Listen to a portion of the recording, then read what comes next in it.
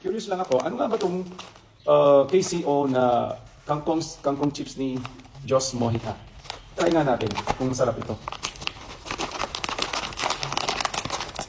Buksan natin kung masarap.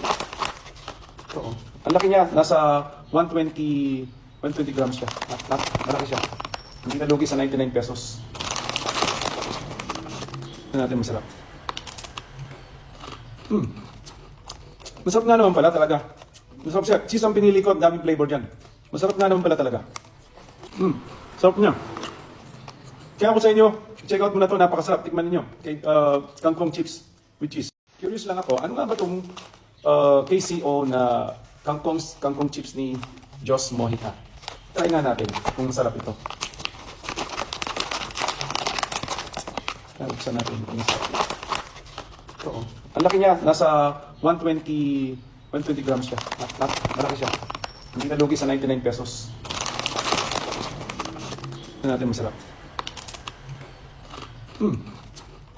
Masarap nga naman pala talaga. Masarap siya. Cheese ang pinili ko, daming flavor dyan. Masarap nga naman pala talaga. Sarap niya. Kaya ako sa inyo, check out mo na ito, napakasarap. Tikman ninyo. Kangkong chips with cheese.